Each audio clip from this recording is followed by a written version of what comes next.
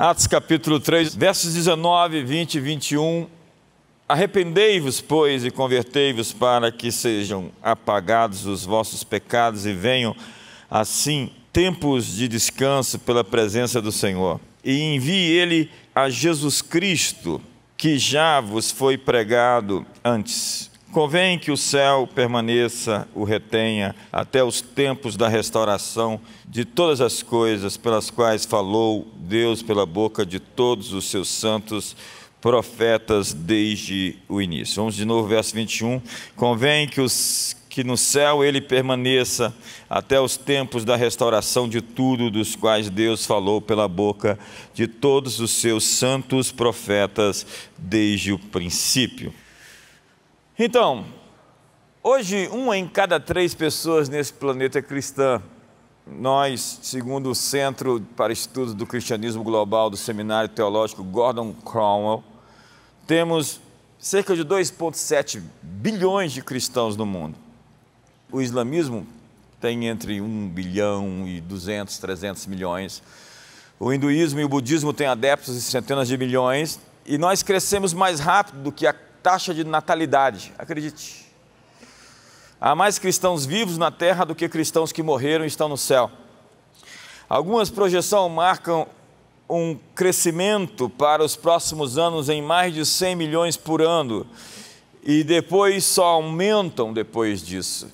Isso inclui cristãos mornos e hipócritas, mas somente Deus pode dizer quem está dentro e quem está fora.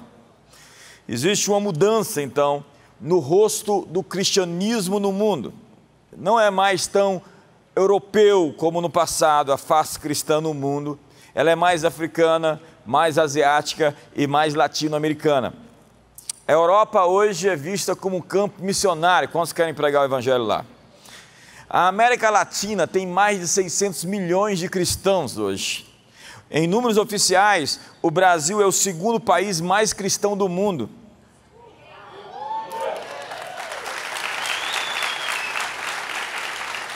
Eu digo em números oficiais porque outro dia o Instituto Gallup fez uma pesquisa e mostrou que a Indonésia, que é o país mais muçulmano do mundo, tem cerca de 30% de cristãos. Eu digo em números oficiais porque a igreja da China, como todos os números chineses que não são confiáveis em absolutamente nada, ela é muito maior do que se fala. Existem milhares de cristãos naquilo que se chama do submundo, da igreja subterrânea, resistindo e professando Jesus como Senhor de suas vidas.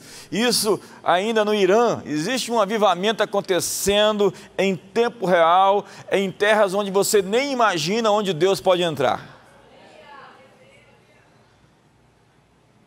O novo rosto do cristianismo é muito mais simpático, apaixonado, emocional, e é centrado no Espírito Santo.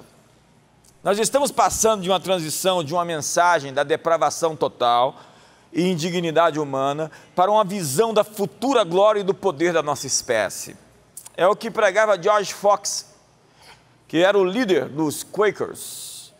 E a sua mensagem era sobre uma luz interna que habita em tudo. Para Fox, a luz que reside em cada homem ou mulher, ou adulto, ou criança, escravo ou livre, os fez seres extraordinários. Cada ser humano é um ser extraordinário. Fox e os Quakers tinham as pessoas e as paredes tremendo. Era por isso que eles eram chamados de Quakers. Era uma maneira até crítica de chamá-los. Mas o que aconteceu? O cristianismo frio reduziu a Bíblia. Eles dispensacionalizaram a palavra de Deus, dizendo que milagres não acontecem mais. Foram tirados os sinais e as maravilhas, o falar em outras línguas, as profecias, os apóstolos e os profetas das Escrituras.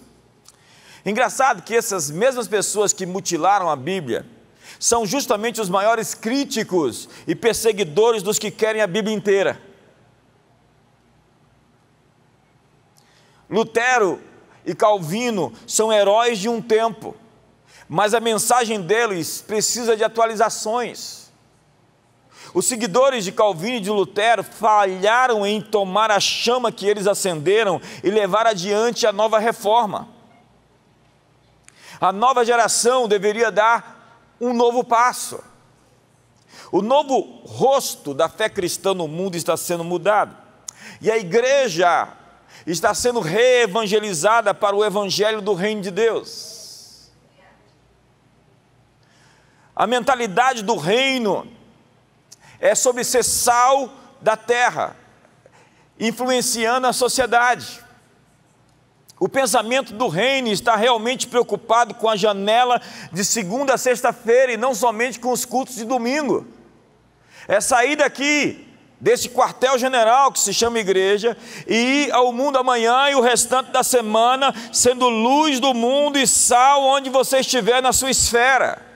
Não é um cristianismo que simplesmente aparenta ser espiritual e cheio de muitas graças e virtudes, e lá fora o testemunho se perde. Não, pelo contrário, é onde você é capacitado para amar os não amáveis, é onde você é capacitado para curar enfermos e expulsar demônios, é onde você é capacitado para ser uma testemunha de Jesus, falando o que você ouviu, o que você viu e o que Ele fez na sua vida. Sabe? Esta é a era da restauração de todas as coisas. Nós estamos vivendo em tempo real o momento previsto, vaticinado, profetizado pelos antigos profetas, em que Deus vai restaurar tudo à nossa volta. O reino é o domínio de um rei, o reino do céu na terra.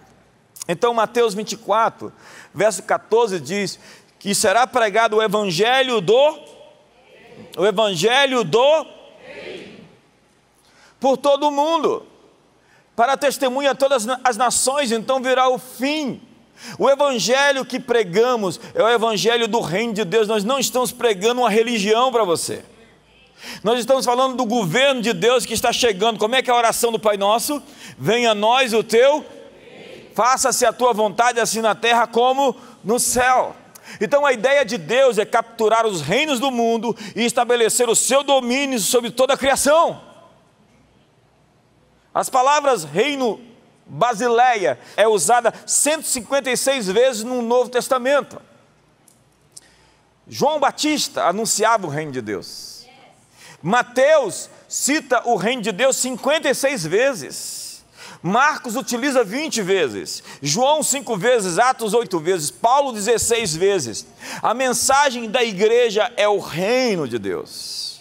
Jesus disse aos discípulos: vão e preguem o reino de Deus. Diga que o reino de Deus está perto, ao alcance da sua mão. Anuncie, o governo de Deus está chegando. Arrependam-se e creia no evangelho.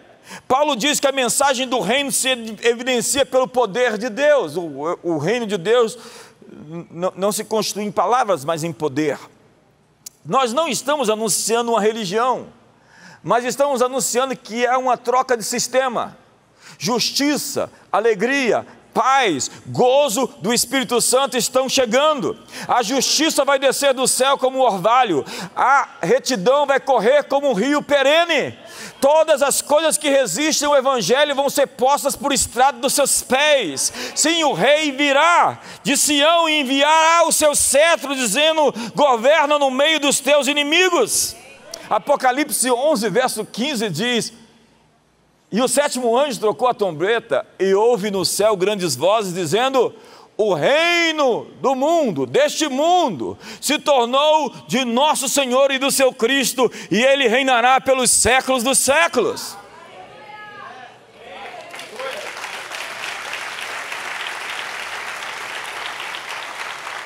Jesus disse em Lucas capítulo 4, para isso fui enviado, para anunciar as boas novas do reino de Deus.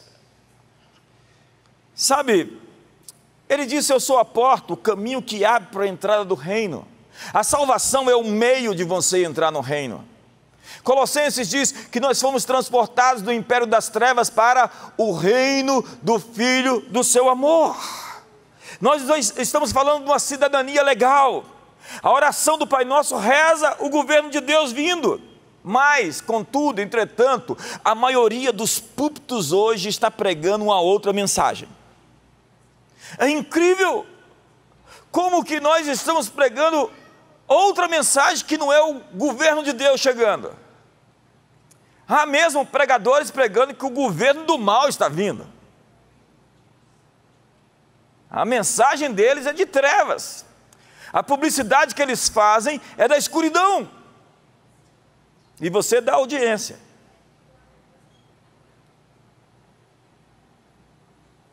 Você está sério?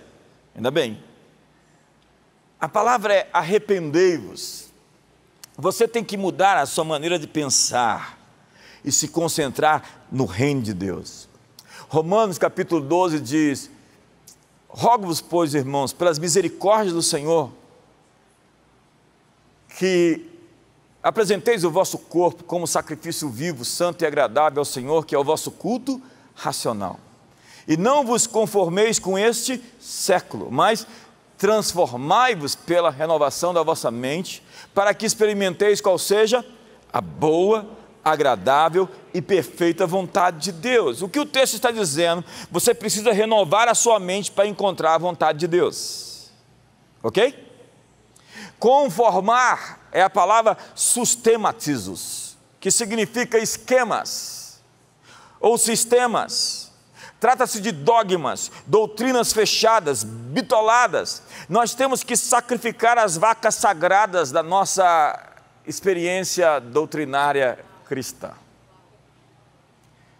E transformar é uma mudança radical. A mensagem do reino é sobre um resultado final muito superior àquilo que foi começado no Gênesis.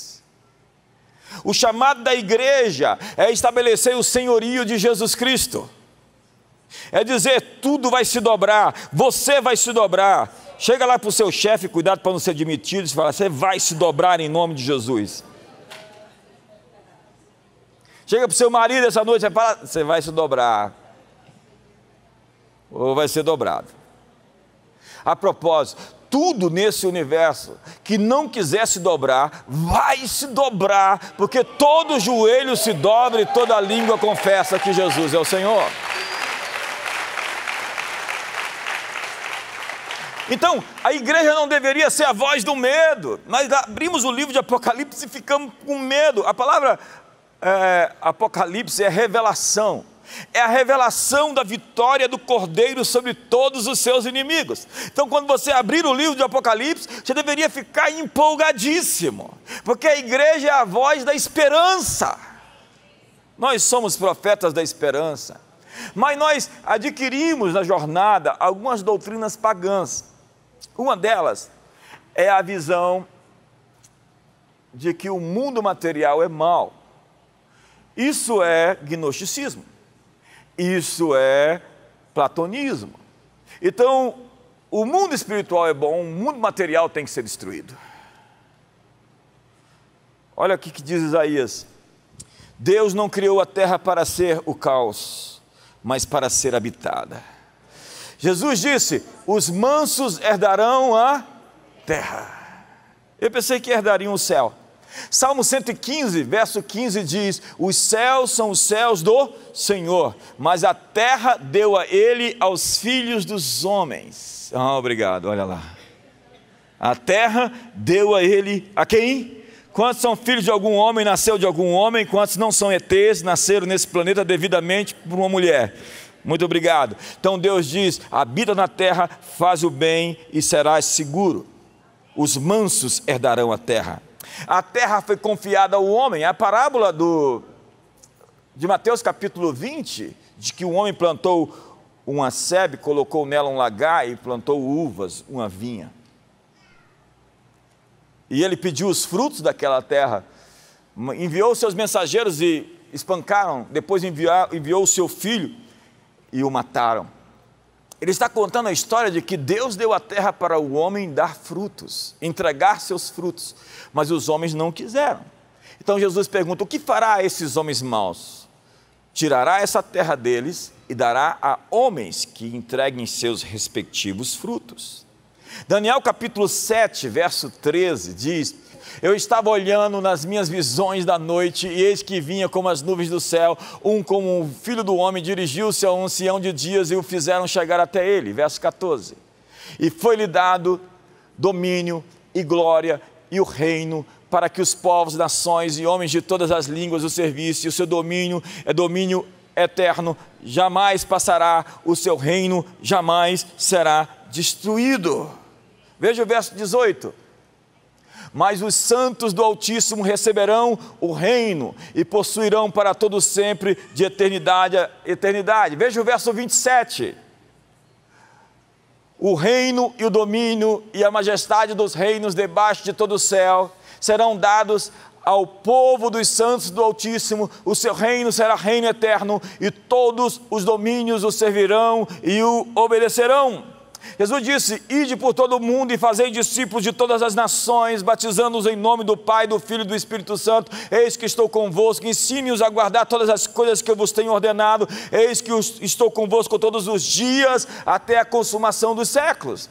Jesus disse: não temais, ó pequeno rebanho, porque foi do agrado do Pai lhes dar o seu reino. O reino, no entanto, não chegou como foi visto da maneira que Daniel o viu. Lá no capítulo 2 de Daniel, a Bíblia fala, agora você está rápido, hein? Parabéns. Que Nabucodonosor teve uma visão de uma estátua, representava os reinos, os sistemas, os impérios, os governos desse mundo. Então veio uma pedra cortada sem auxílio de mãos, pode voltar o texto lá. E essa pedra derrubou aquela estátua. E depois de derrubá-la e fazê-la em pó, ela começou a encher a terra. Toda a terra estava sendo cheia com essa pedra. Mas nos dias desses reis, o Deus do céu suscitará um reino que jamais será destruído. Esse reino não passará a outro povo, esmiuçará e consumirá todos esses reinos, mas ele mesmo subsistirá para sempre. E como viste que do monte foi cortada uma pedra sem auxílio de mãos, e ela esmiuçou o ferro, o bronze, o barro, a prata e o ouro, o grande Deus fez saber ao rei o que há de ser futuramente. Certo é o sonho e fiel a sua interpretação. Estamos falando outra vez do reino de Deus. Esse sempre foi o plano original de Deus. Deus não desistiu. Quando Deus comissionou o homem, Deus disse: sede fecundos, multiplicai-vos, enchei a terra, dominai sobre os peixes do mar, sobre as aves do céu, sobre os répteis que rastejam sobre a terra. Deus fez o homem como uma extensão do seu domínio, do seu governo. Que é o homem que o estimes, o filho do homem que o visites, fizeste por um pouco menor do que Deus, de glória e de honra o coroaste, lhe deste domínio sobre a obra das suas mãos e sobre seus pés, tudo lhe pusestes. Deus fez o ser humano como um rei nesse planeta. Nós não somos mendigos no palácio, nós fomos colocados nesse planeta para dominar, para governar. Nós somos a extensão do braço de Deus.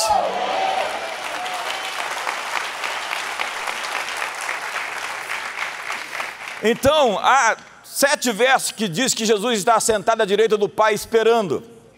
Salmo 47, Salmo 110, assenta-te à minha direita até que eu ponha todos os teus inimigos por estrado dos teus pés.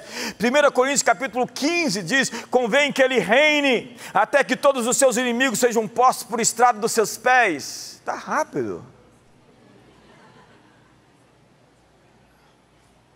Hebreus capítulo 10, não tão rápido. Ó. Eu tenho certeza que é uma mulher. Homem não tem essa capacidade. Tenho certeza que é uma mulher. Jesus, porém, tendo oferecido para sempre o único sacrifício pelos pecados, assentou-se à destra de Deus. Verso 13. E aguardando daí em diante, até que os seus inimigos sejam postos por estrado dos seus pés. O que Jesus está esperando? Que a igreja vença. O que Jesus está esperando? Que nós tomemos vergonha, esqueçamos o pecado, resistamos o pecado até o sangue, sejamos cheios do Espírito Santo e continuemos a fazer aquilo que Ele já conquistou em sua cruz. O que Jesus está esperando? Que a igreja não seja um gueto, onde a gente fica se escondendo, tentando sobreviver. O que Jesus está esperando? Que como em Pentecostes, que eles foram cheios do Espírito Santo, eles saíram incendiando o mundo. E chegaram lá em Atos capítulo 17, verso 6, e disseram: aqueles que têm transtornado o mundo chegaram até aqui. O que Jesus está esperando? Crente de verdade. Então, não esses crentes mais ou menos. Agora, o reino está operando silenciosamente, sem ser reconhecido. Ele não vem com aparência visível, diz Jesus. Se vocês disserem que ele está ali ou acolá, não creia, ele está no meio de vocês. Secretamente está operando para que, ao final, venha em poder e glória. Então, Jó capítulo 38 diz: acaso, desde que começaram os teus dias, deste ordem à madrugada, ou fizeste a alva saber o seu lugar? Deus está questionando Jó, dizendo: ei, você pode comandar o nascer do dia? Você pode ordenar que amanheça? Ele está dizendo: eu posso. Quem pode trazer sobre nós o despertar do dia? Nós temos um convite de Deus para provocar um novo dia. A mensagem sobre o surgimento, o nascimento do Messias é: ele trará a salvação nas suas asas, o sol nascente nas alturas. Você pode ver que o símbolo do sol é o símbolo do nascimento de um dia que sempre está presente entre os antigos cristãos. Eles acreditavam que Jesus veio ao mundo para iluminar as nossas trevas. E isso não era uma coisa futura, isso é uma coisa que já tinha acontecido. Mas hoje o que nós temos? Nós temos gente alienada com as coisas profundas de Satanás. A Bíblia diz que Jezabel amava estudar as coisas de Satanás, do diabo. Tem gente que é obcecado, obstinado pela escuridão. Não houve uma época tão importante sobre falar menos sobre as trevas e mais sobre a luz do que agora. Nós precisamos da luz mais do que nunca, enquanto existe gente fazendo promoção das trevas. Quantas horas são no relógio de Deus? Hoje nós começamos o último mês do calendário judaico, Elul. Dia 25 de setembro muda de ano, 5.783 será um novo ano. E a batalha espiritual é uma batalha para decidir qual é a versão da realidade que está no reino sobrenatural que vai prevalecer na terra. Entenda, há uma colisão acontecendo de principados para decidir quais ideias vão se materializar na terra. A batalha então é sobre agendas. E quando você for votar, pense em o que cada candidato defende. É fácil. Ah, mas não gosto daquele porque ele fala meio assim. O que cada candidato defende é a coisa mais importante. Não vote um candidato abortista. Não vote um candidato que quer cancelar a família. Como a família existe. O céu e o inferno estarão tendo êxito ou não de manifestar a sua agenda na terra. A batalha celestial está se refletindo na realidade. Nós não estamos vivendo no sol milenar, quando seremos regidos por um dia perfeito que não terá mais noite. Estamos vivendo na aurora da história, entre o anoitecer e o amanhecer. É o que diz o Salmo 46. Há um rio cujas correntes alegram a cidade de Deus. Deus está no meio dela, jamais será abalada. Deus a alegrará desde a antemanhã, a madrugada. Nós estamos numa hora escura, nós estamos na noite. E o natural será transformado pelo espiritual. A ordem física repousa sobre uma ordem invisível. Quando o controle de Satanás está sendo invadido por alguma coisa, acontece o caos. O diabo está desesperado, diz Apocalipse capítulo 12, porque ele sabe que o seu tempo está se encerrando. E quanto mais tempo passa, menos tempo ele tem. E a sua guerra começa, a guerra de vocês, quando você entra naquilo que Deus te entregou para fazer. Então você vai sofrer resistência. E abalos começam a acontecer no momento em que você entra no território expandido que Deus te deu. Então diz a Bíblia que o dragão quer devorar o bebê assim que ele nasce. Sabe, colocar pessoas dentro da igreja não muda o mundo. Há cidades que têm 50% de crentes. E eles não fazem nada para mudar a realidade. Os índices de criminalidade são os mesmos. A pobreza e a miséria não é diferente daquelas que têm 20%. Por quê? Porque nós cremos no evangelho errado. Nós cremos no evangelho de escapar, de fugir, de sobreviver. Na verdade, quem está nas portas de influência de uma sociedade define a realidade. O grande princípio do espírito do tempo, que nós chamamos hoje de pós-modernidade, é o realismo de consenso, a realidade de consenso. O que a pós-modernidade diz é que a verdade não existe, é na construção social. Isso é uma rebelião basal contra o patriarcado opressor. A revolta de Satanás no céu veio para a terra e a revolução é contra Deus o Pai. Tudo é um jogo de poder onde não existe mais indivíduo. Todas as pessoas têm que ser identificadas por um grupo, uma minoria. É aí onde você tem representação política. Você já não é mais um indivíduo. Você é negro ou é branco. Você é nordestino ou é sulista. Você é homem ou é mulher. Você já não é mais identificado como uma pessoa. Então, se você quiser alguma coisa, você tem que se unir a um grupo para poder fazer parte daquilo e lutar politicamente pelos seus direitos. E todo o jogo da história de 2000 anos é um jogo pelo poder. Então não adianta discutir com os opressores, não há conciliação, nós temos que derrubar o sistema. Entenda que tudo isso é a reinvenção da humanidade. Então o homem não pode ser mais viril, não pode ser forte, porque isso é tóxico. Mulher já não é mais mulher, é uma pessoa com vagina. Os crentes foram chamados agora recentemente pelo Barack Obama e pela Hillary Clinton de adoradores da Páscoa. Quando eles foram assassinados na África, eles não são gente, eles são adoradores da Páscoa. Então toda a reengenharia verbal visa reinventar a natureza da sociedade, porque a verdade não existe.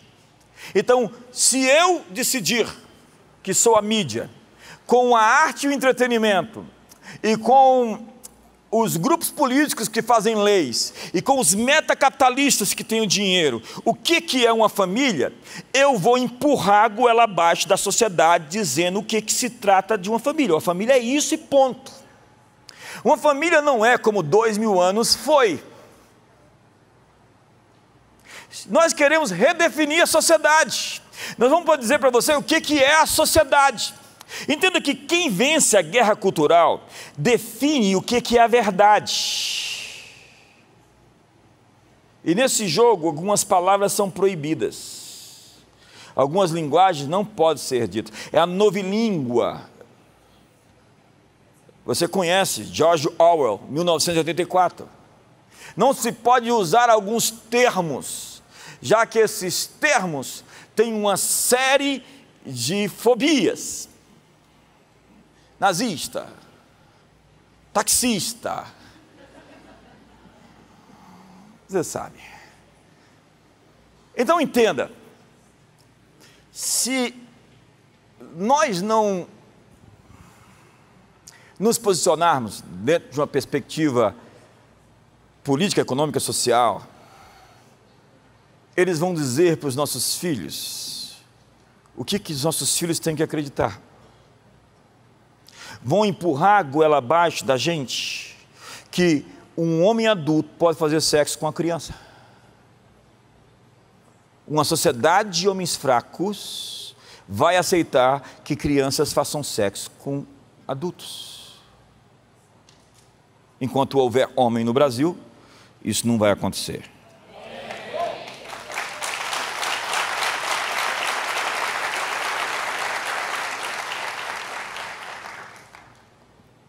Então, colocar as pessoas na igreja não muda o mundo. Nós precisamos de um tipo de crente, um crente militante, um crente cheio do Espírito, um crente que dá o testemunho, que manifesta o reino de Deus onde chega. Nós precisamos mais do que salvar pessoas, precisamos salvar a cultura. Mas hoje, estamos em trevas profundas, é noite, e precisamos de um amanhecer. Mateus capítulo 4 diz que a terra de Zebulon e terra de Naftali, caminho do mar, além do Jordão, Galileia dos gentios, o povo que jazia em trevas viu grande dia, e aos que viviam na região da sombra da morte, resplandeceu-lhes a luz. Jesus apareceu e trouxe o dia sobre eles. Nós vimos a escuridão nesses dias de maneira incomum, e nós precisamos mostrar às pessoas o amanhecer, dizer que a noite foi escura demais. Acenda a luz, por favor. Segure mais um pouco, porque vai amanhecer. Se você não se voltar a essa palavra, você não verá o amanhecer, diz a Bíblia. Porque nós, a igreja, carregamos o amanhecer. E Deus questiona Jó: quem dá ordens para o nascer do dia? Quem é capaz de dizer que a alva tem que brilhar? O Evangelho é a luz que faz o dia nascer sobre as pessoas. Aconteceu contigo? Aconteceu comigo. O Evangelho é a conclusão da história, que não é utópica, é cristópica. A salvação não é simplesmente para alguns gatos pingados, é para todos os gentios. Ele não é somente o Messias de Israel, ele é o Messias do Brasil, ele é o Messias da América Latina, ele é o Messias da África, ele é o Messias da Ásia, ele é o Messias da Europa, ele é o Messias de todas as nações. As nações me aguardam. A obsessão de Deus é pelas nações. Deus ama as nações.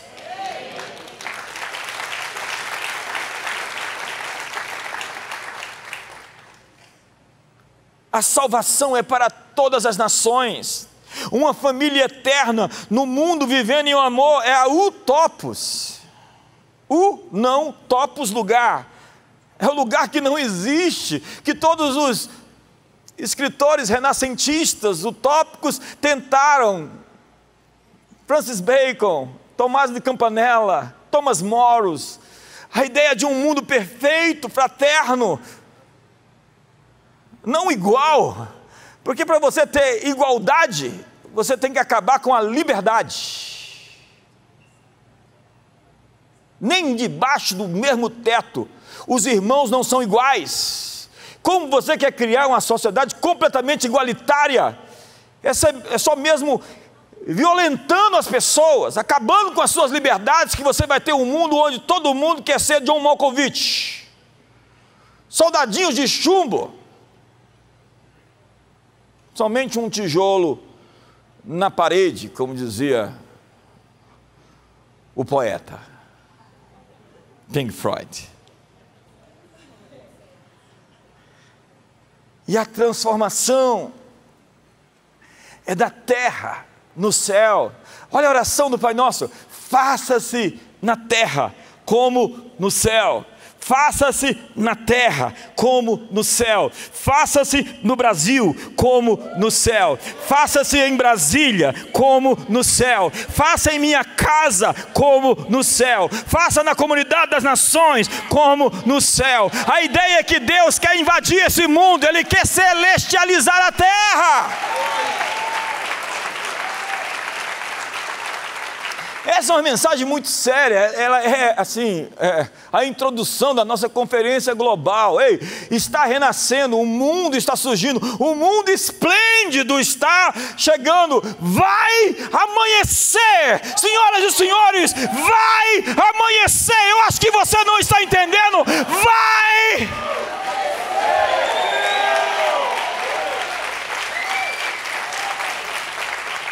Sim, está escuro agora, mas o choro pode durar uma noite. Pela manhã virá a alegria. Põe a mão no ombro do seu irmão, diga: a alegria está chegando. Por quê? Porque não existe um problema no planeta Terra que Jesus não tem uma resposta. Eu sou de uma escola que acredita que cada um de nós tem a resposta que esse mundo precisa. Você tem as chaves para mudar a história. Nós temos as curas para todas as doenças. Nós temos as soluções para a superpopulação, que não é superpopulação, acredite. Isso faz parte de uma agenda. O ser humano já não é mais importante, é o animalismo. Estude mais um pouco, vá além da superfície. Saia da caixinha que enfiaram você na Universidade Federal.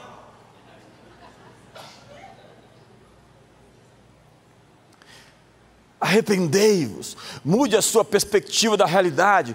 Isaías capítulo 8.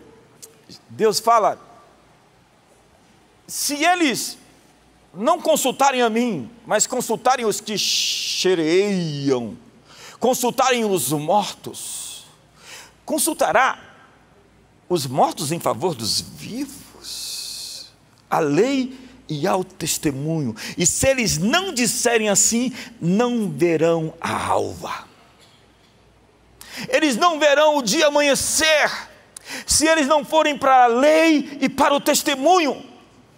A solução desse mundo continua sendo esse livro. Foi aqui que as universidades surgiram, foi aqui que direitos humanos surgiram, foi aqui que essa sociedade brilhante, que essa economia de mercado surgiu, foi aqui que tudo que é sagrado, que é mais santo, que a família como nós a conhecemos surgiu. Ei, tira as sandálias dos seus pés, porque o lugar que você está pisando é santo. É incrível, porque nós temos o precedente na história de uma Europa que foi varrida por um avivamento, onde os povos bárbaros ajoelharam diante do carpinteiro de Nazaré. Imagina que loucura! Aquele continente inteiro se tornou cristão. O Dan Brown vai falar que foi uma conspiração, onde aqueles pescadores e homens iletrados arrumaram um jeito de dizer que Jesus tinha saído do túmulo e ressuscitou. Imagina se tem uma mensagem mais estranha do que Deus veio ao mundo, foi crucificado em uma cruz e ressuscitou no terceiro dia. Essa história não tinha como vingar se os sinais não seguissem os que creem, porque a pregação do reino segue os poderes do mundo vindouro. Quando você anuncia o reino de Deus, acredite, os anjos vão seguir você. Quando você anuncia o reino de Deus, acredite, o câncer vai se dobrar diante dessa mensagem. Quando você anuncia o reino de Deus, suas contradições internas vão entrar em conexão com a realidade de Deus e o mundo. Quando você anuncia o reino de Deus, qualquer coisa contra você vai se dobrar diante de você. Quando você anuncia o reino de Deus, você anuncia a coisa mais poderosa que existe nesse universo.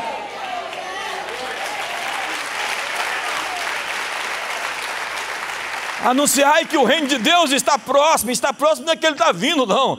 Está próximo é que ele está aqui, ó, perto, bem perto, está próximo. E nós temos o precedente da reforma protestante. Genebra, Alemanha, Orlando, Escócia, a Europa inteira outra vez foi invadida. O avivamento dos puritanos na Inglaterra, o primeiro e o segundo despertamento da América, a Rua Azusa, a invasão do Espírito Santo que está acontecendo agora no mundo muçulmano, no Egito, no Irã, na Indonésia. Ei, Jesus está vivo e ativo no planeta Terra. O carpinteiro está vivo e está andando, como andou na Judéia, em Samaria e na Galileia. Ele está andando nesses corredores hoje, passando em revista as tropas de guerra. Ele está andando nas ruas de Brasília. Ele está andando no Planalto Central. Ele está entrando nas nações. Ele está invadindo o mundo. Ele vai tomar o que é seu. Ele vai receber a recompensa dos seus sacrifícios. Esse mundo não pertence ao anticristo, ele é de Cristo.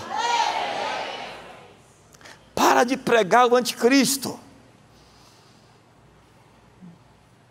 Mas não tem o anticristo, é um detalhe.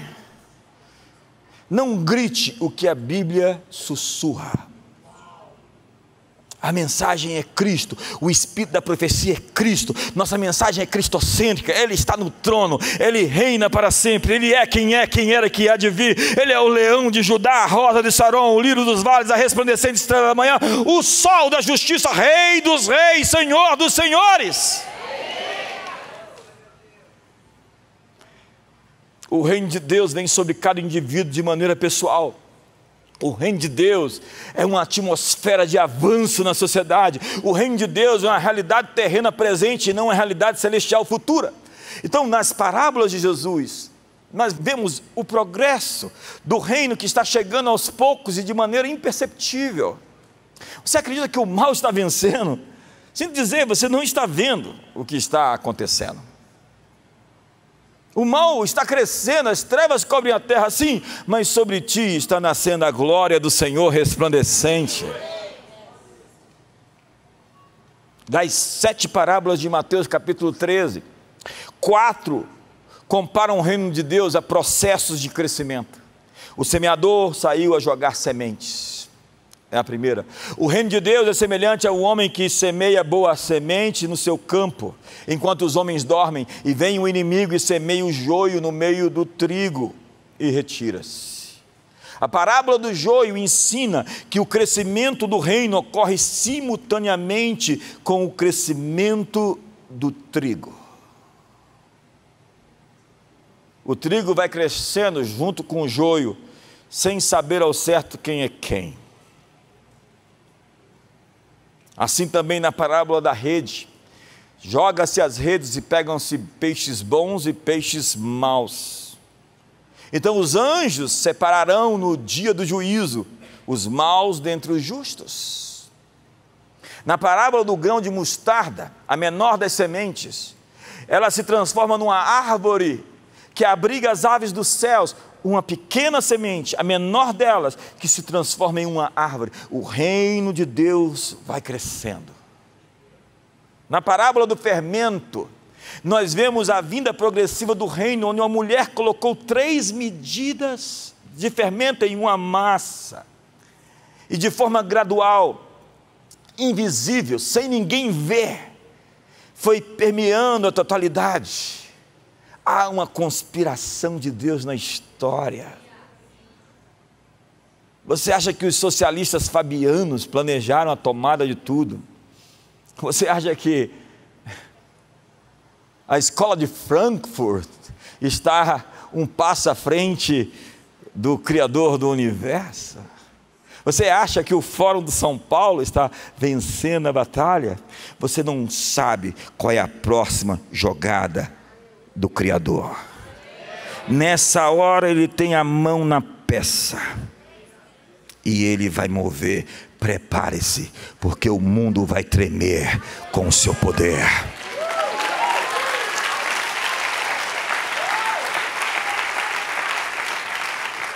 O crescimento gradual é acompanhado por crises. No reino nós não estamos livres dos males. Nosso crescimento vem mediante contratempos e dores de parto. É por dores de parto que vai nascer um novo mundo. Então escravidão, poligamia, opressão das mulheres, sacrifícios de crianças, tirania, faz parte da história, e que estão sistematicamente sendo vencidos. A igreja recebeu uma comissão para ir e mudar o mundo. Ei, você veio se reunir, preparar-se, receber estratégias, ferramentas, conhecimento, unção e autoridade para sair hoje e essa semana onde você for e incendiar o mundo com a mensagem de que o reino de Deus chegou.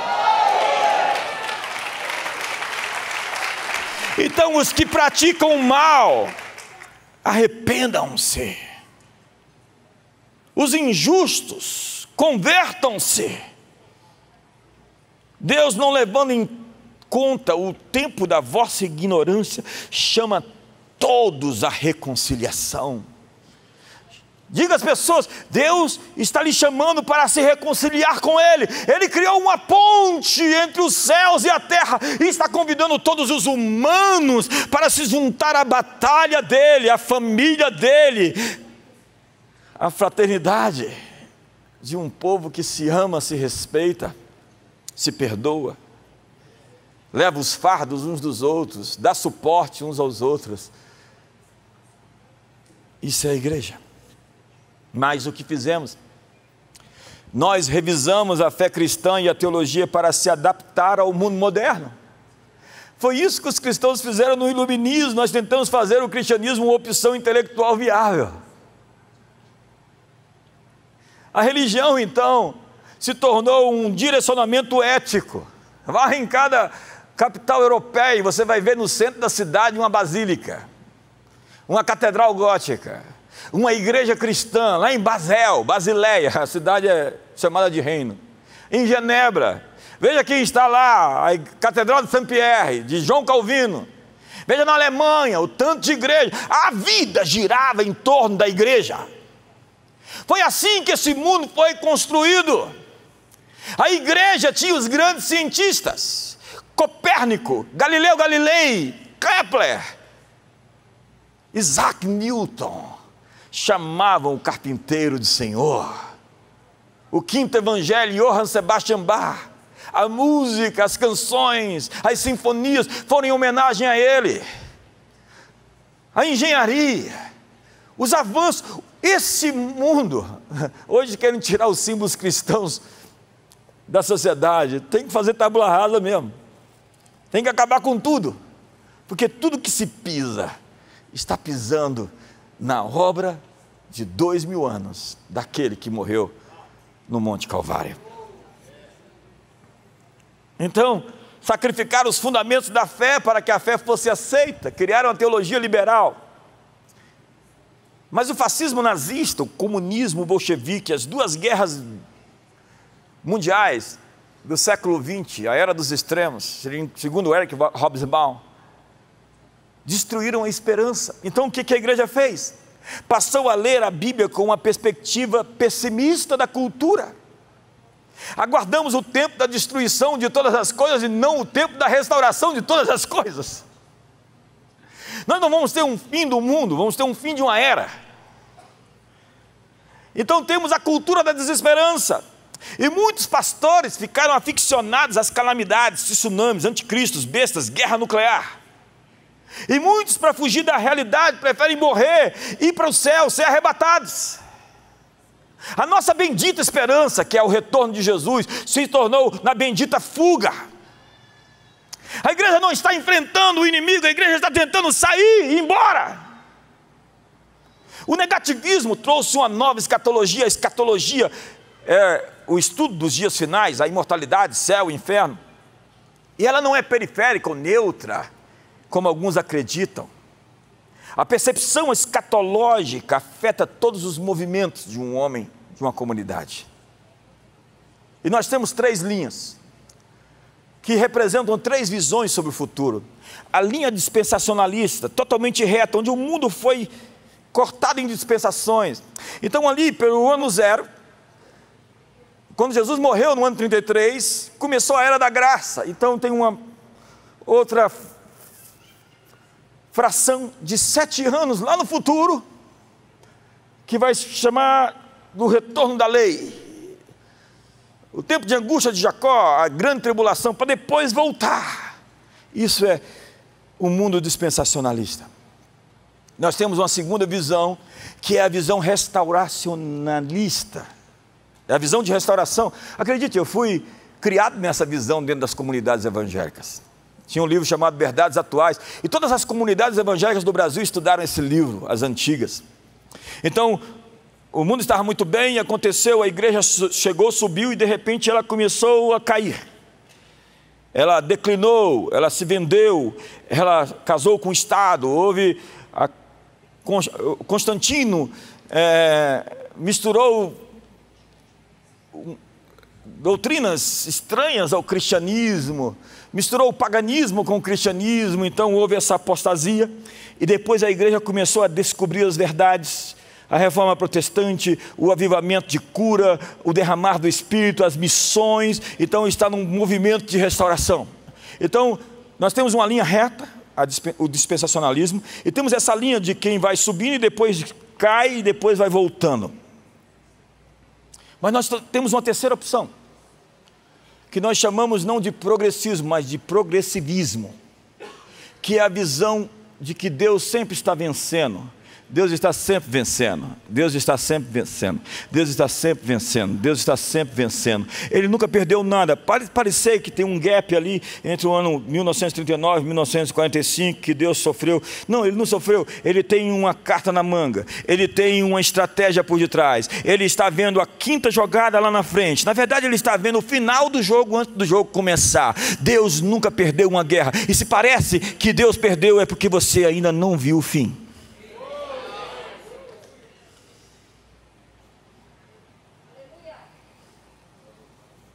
A primeira visão roubou o propósito da igreja. Escapismo, fatalismo, ausência de poder. A segunda visão prega a restauração de todas as coisas que foram perdidas. Mas começa de um ponto, e deveria começar de um ponto mais atrás. Deveria voltar ao Gênesis. Noé e os animais, como é que ele colocou aquele tanto de bicho dentro da arca? Ele tinha uma comunicação expressiva com eles. E nunca houve na história um tempo onde os homens estão se conectando tanto aos animais como agora. É incrível ver aquele sujeito com aqueles gatos enormes. Eu falo, Jesus, meu Jesus.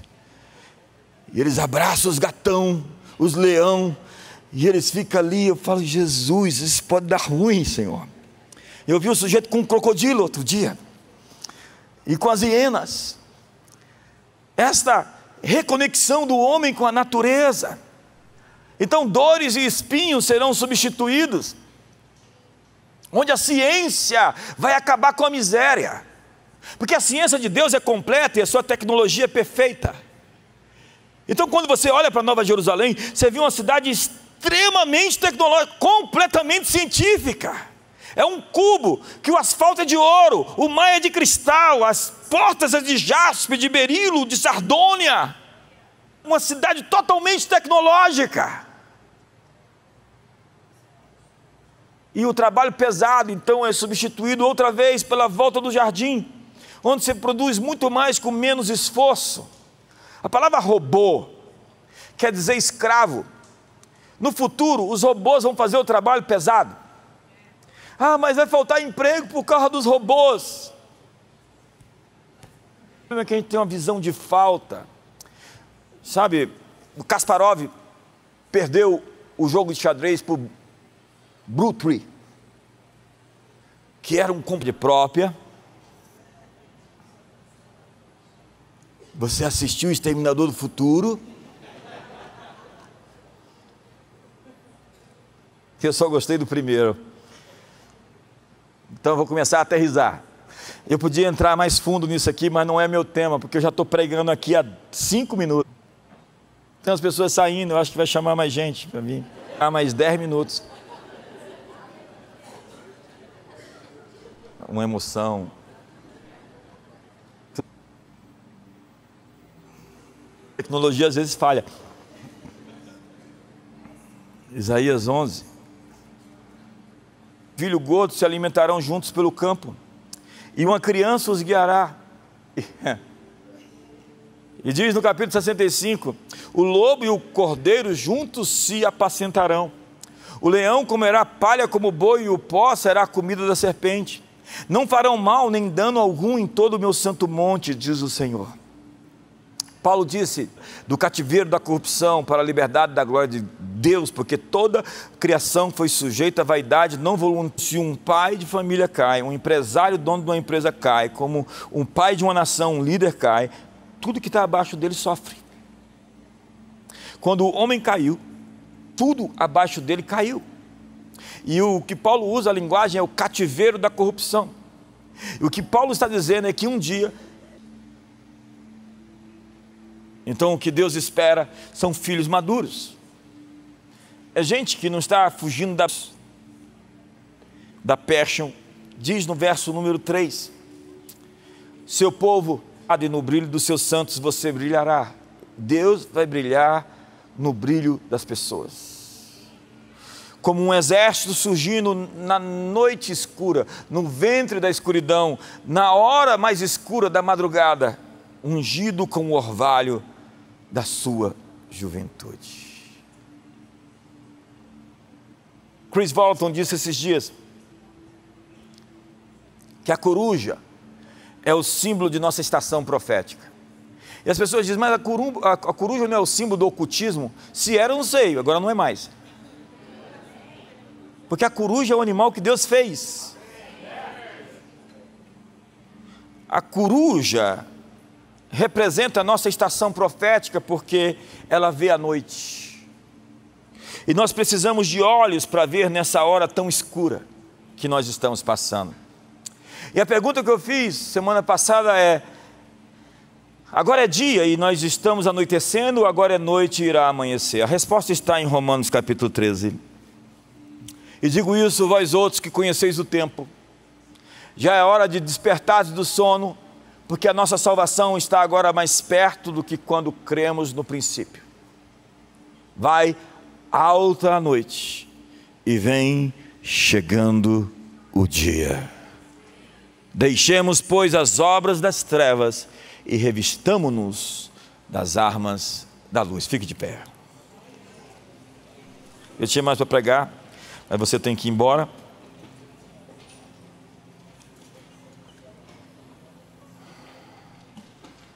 Charles Hodge disse, a igreja militante de hoje tem se tornado a igreja triunfante de amanhã.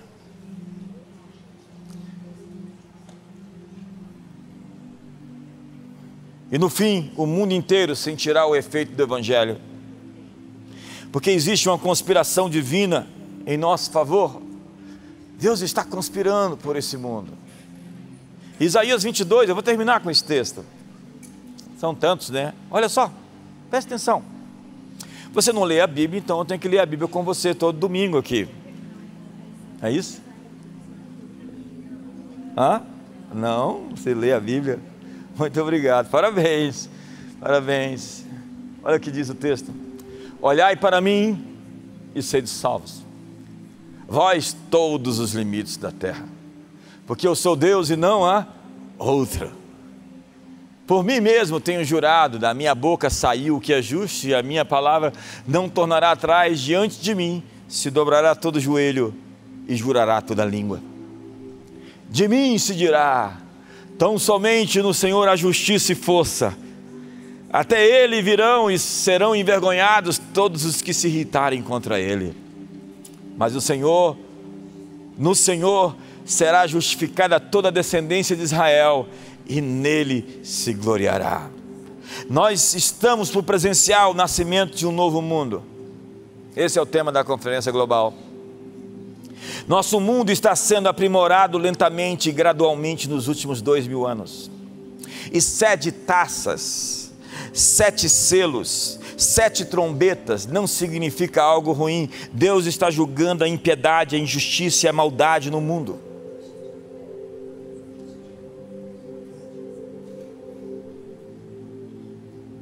E a igreja pode pedir para Ele fazer isso.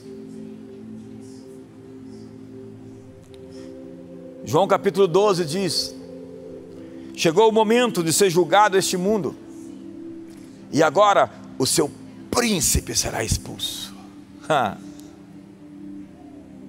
E Apocalipse 12 diz: e foi expulso o grande dragão, a antiga serpente que se chama Diabo e Satanás, o sedutor de todo mundo. Sim, foi atirado para a terra e com ele os seus anjos. Então ouvi grande voz do céu proclamando: agora veio a salvação, o poder, o reino do nosso Deus e a autoridade do seu Cristo, pois foi expulso o acusador de nossos irmãos, o mesmo que os acusa de dia e de noite diante do nosso Deus.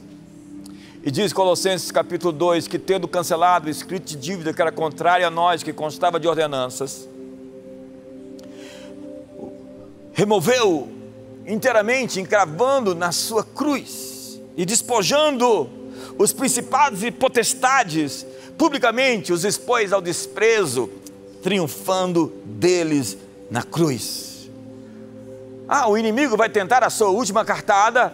Obviamente que sim, mas ele só vai tentar, porque não tem mais pequeno rebanho, porque foi do agrado do Pai lhes dar o seu reino. Você pode parecer fraco, você pode parecer não ter forças, você pode parecer na minoria, você pode parecer menor. Nós temos gigantes maiores, 7 nações em cidades fortificadas, mas se o Senhor se agradar de nós, nós os comeremos como se come o pão. Foi-se deles o seu amparo, foi-se deles a sua segurança. A terra é o estrado dos seus pés. Assenta-te à minha direita, e todos os inimigos serão postos por estrado dos seus pés. Seus inimigos hoje estão em retirada. Eu quero que os varões levantem mãos santas, sem ira nem animosidade. Levante as suas mãos hoje, e hoje exerça a autoridade que você tem para confrontar o mal. Você parece que está em recuo, comece a avançar, porque a vida segue em frente, para frente, adiante. Você terá maiores conquistas nos próximos meses. Há um libertar de recursos, um liberar de autoridade, de graça, de conhecimento, de relacionamentos. Deus está investindo em você e nos seus sonhos. Ele está lhe fazendo apto a herança que te foi destinada.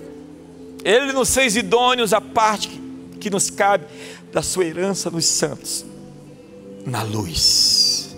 Ele nos fez capazes de possuir o que é nosso. E há tanto para você hoje. Quando você viaja, você recebe um ticket, porque você enviou uma bagagem, e você recebe a sua bagagem lá do outro lado, com aquele ticket. Deus te deu um ticket. Quando Ele te enviou para esse mundo, Ele te enviou com uma bagagem. Existem coisas destinadas a você. Apresente o ticket do céu na terra, porque você vai fazer a retirada das coisas que são suas. Há coisas que são suas desse mundo, para você cumprir a sua missão na vida. Recursos, pessoas, dons, habilidades, sonhos, inteligência, capacidade, graça está vindo abundante. O perdão é seu, a misericórdia é sua. Deus não se lembra dos pecados que você se arrependeu e deixou, porque você encontrou misericórdia. Siga em frente, diz o Senhor.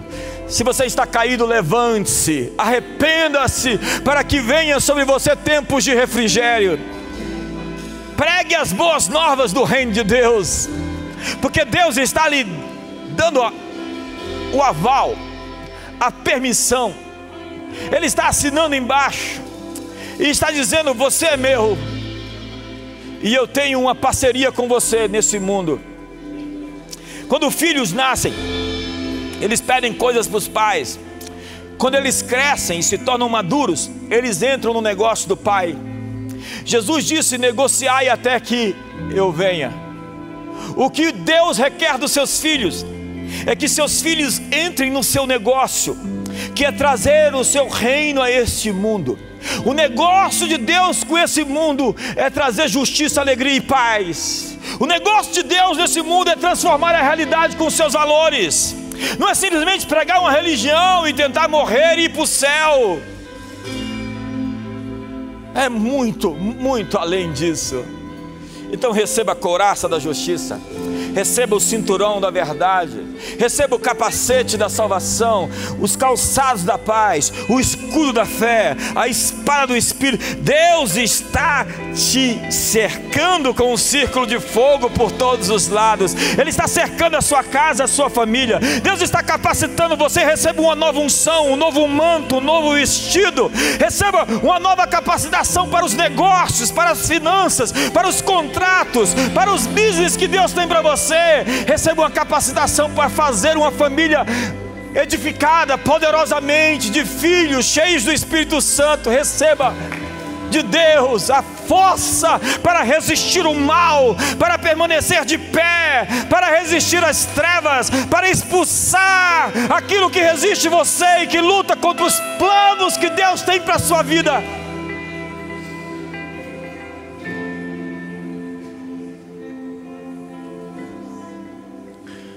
Sinta o Espírito Santo ativando você hoje. Ele está teclando os botões. Este agora é um ambiente de ativação.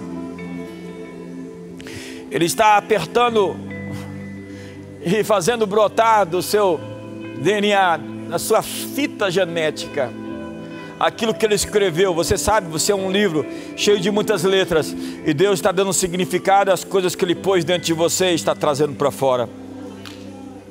E nos últimos dias derramarei o meu Espírito, e os jovens terão visões, e os velhos sonharão, e os filhos e as filhas profetizarão. Receba o Espírito Santo para sonhar, para ter visões, para profetizar, para ter plantas, blueprints, ideias e sonhos e projetos. Os pensamentos de Deus estão à sua volta. Enquanto dormindo, você vai tê-los. Enquanto acordado, você vai ser visitado.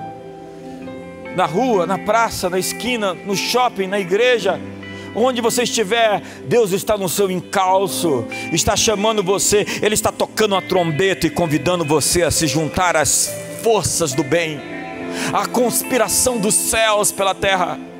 Ele está chamando você para uma atitude, não de recuo ou de defesa, mas de avanço ofensivo, porque as portas do inferno não prevalecerão contra a igreja, e portas é o lugar da defesa. Então a igreja está em avanço, batendo e dizendo: vocês não vão prevalecer. Ouça, forças do mal, vocês não vão prevalecer.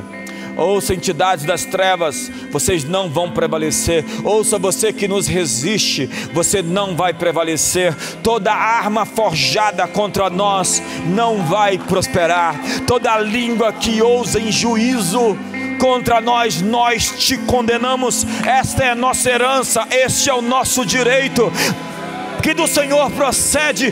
Forças do mal, batam em retirada, recuem, vai-te retro, saia de nossa vida, saia de nossa família, saia de nossas organizações, saia de nossa cidade, saia de nosso país. Deixe-nos opressões malignas, pesadelos, dor, escuridão, confusão mental, doença, enfermidade, saia desse corpo. Nós ordenamos aos demônios que vão embora, pelo nome de Jesus. Toda força diabólica seja quebrada, quebrada, quebrada, quebrada, em nome de Jesus. Eis que vos dei autoridade sobre serpentes e escorpiões, para pisardes sobre serpentes e escorpiões, para pisardes sobre o leãozinho e a serpente, e sobre todo o poder do inimigo, e nada absolutamente vos causará dano. Receba uma capa apostólica, receba um manto para ser igreja na rua, no emprego, dentro de casa. Receba o revestimento de poder. Receba o amor de Deus derramado em seu coração pessoas perdidas, a compaixão, a misericórdia, que se quebrem as crostas, a implacabilidade, o ressentimento, a mágoa, a amargura. Seja quebrado hoje os altares de Satanás na sua vida, o pecado da pornografia, da prostituição, seja removido da sua vida, porque é dia, está chegando o dia, vai amanhecer, está amanhecendo, o sol está chegando, dissipando a escuridão, dissipando as trevas. Levante as suas mãos hoje.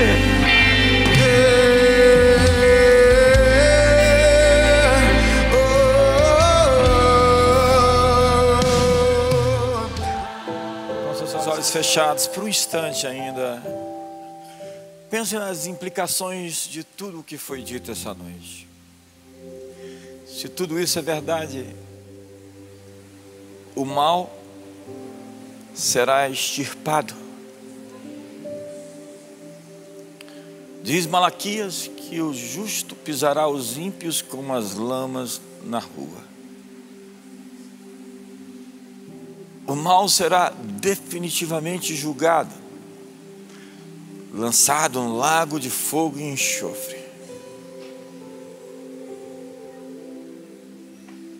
E Deus dirá aos que estiverem à sua direita: vinde, benditos do meu Pai, entrai para o gozo do teu Senhor.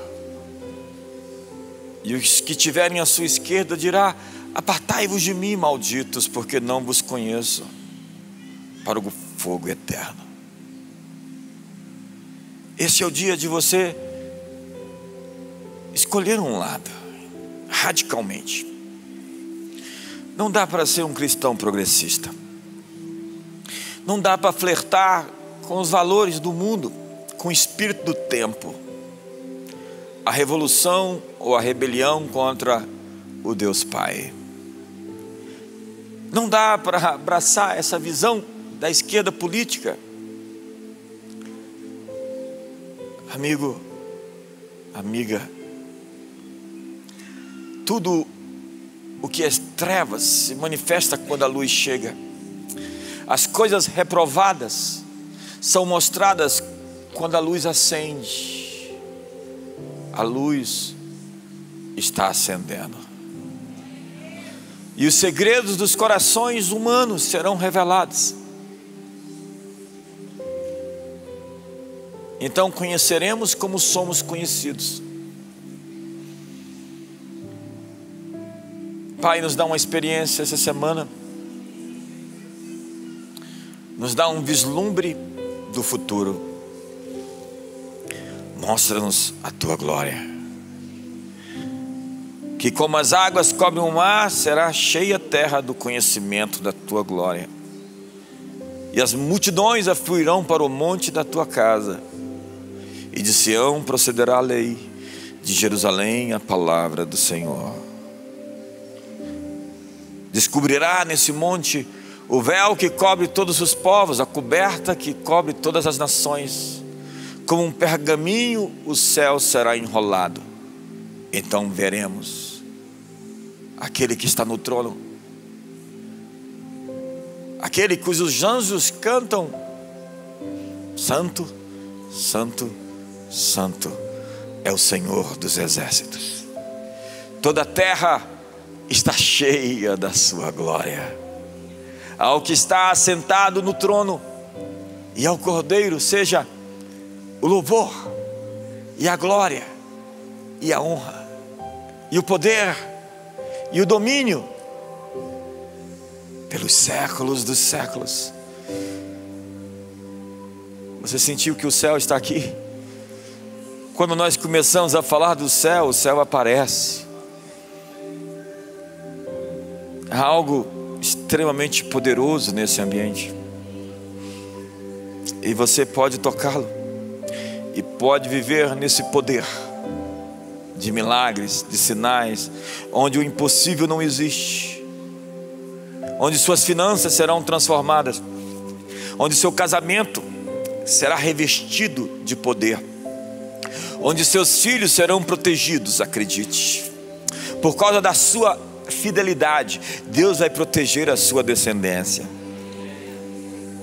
Deus vai guardá-los e vai torná-los uma descendência poderosa. Pai, muito obrigado por essa noite. Venha o teu reino, faça-se aqui na terra como no céu. Que o amor de Deus, que a graça de Jesus e a comunhão do Espírito Santo seja sobre a sua vida. Uma ótima noite a todos.